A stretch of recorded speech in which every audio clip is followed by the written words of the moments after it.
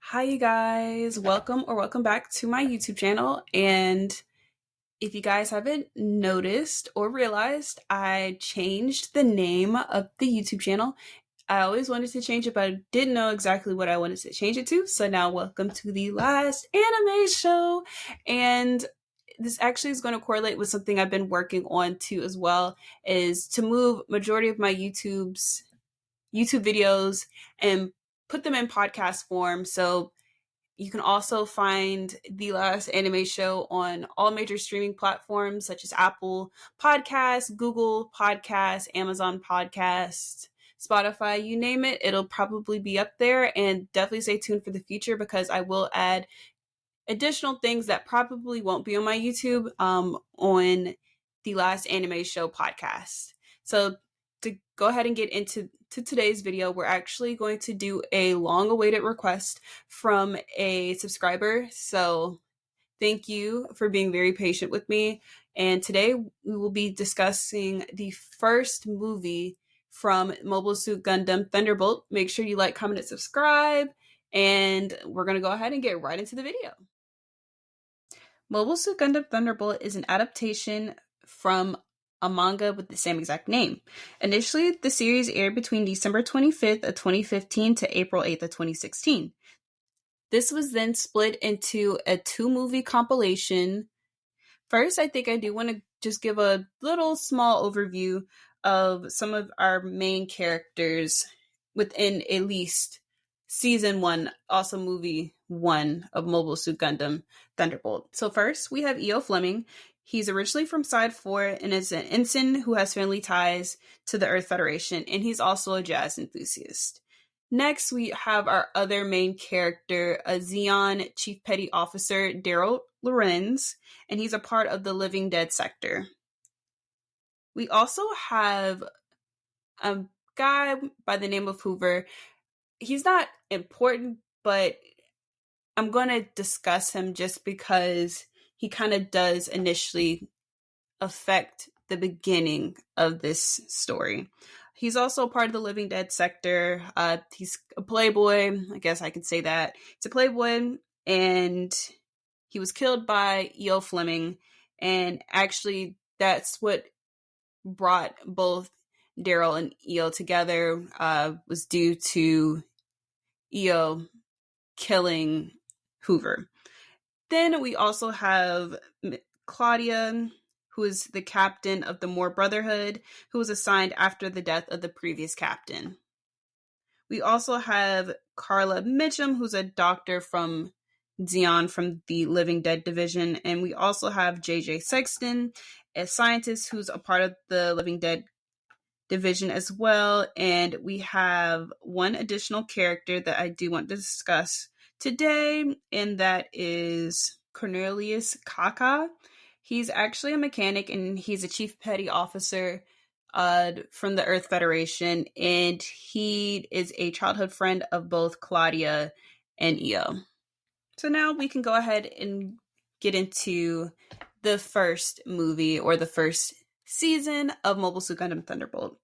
After E.O. successfully steals a brickdom from the Zeon officer Hoover, this instills the rivalry between both Daryl and E.O. And one thing I also wanted to mention, which I do like, they definitely pay homage to the original series, because if you look at character design, you can definitely see that it's been switched around as far as how each character looks. Because I'm thinking about it more now that Amuro, he's part of the Earth Federation. Boy with curly brown hair. Now we have Mr. Daryl Lorenz, who's a part of Zeon, who has some of those same characteristics. And now we have E.O. Fleming, who has blonde hair, blue eyes, very similar to Char Aznable. I just wanted to mention that. That stuck out to me this time watching it. I never paid any mind to it before, but it's now been brought to my attention after watching the movie again.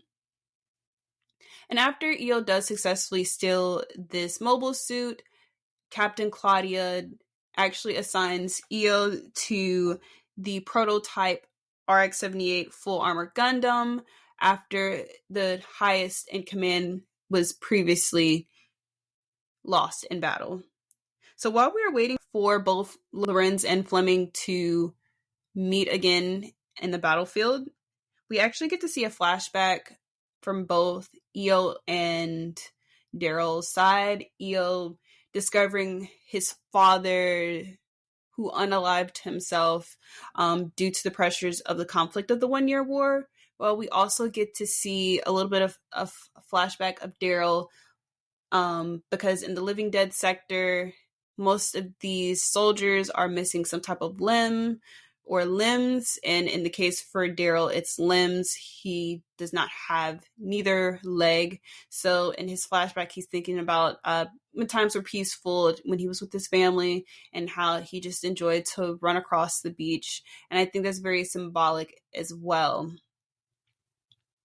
So next, once again, I do love the dynamic between both characters and the series, and just getting a little bit of a flashback, because typically we don't get those in OVAs or movies, because there's really not enough time to give you a proper backstory. We don't have a full backstory just yet, but just having a little bit of context between both main characters is very refreshing to see. But then unfortunately in the next battle, Io is in the full armor Gundam and wipes Daryl's entire squad. And due to the results of this battle, Daryl actually winds up losing his left hand in the process. It is brought to the viewer's attention that Zeon is definitely struggling at this part of the series, especially since Io wiped out Daryl's whole entire division, and they're actually given the go to use their new prototype mobile suit, but this is at the cost of severing Daryl's other hand, because this particular mobile suit needed all limbs to be chopped off in order to use the functions of this particular mobile suit. And unfortunately, JJ Sexton, who is the scientist in the Living Dead sector, basically manipulated and gaslit Carla, who is the doctor from the Living Dead sector, to sever Daryl's other hand, so he was able to fully operate and use the MS-06R Zaku 2 high mobility type.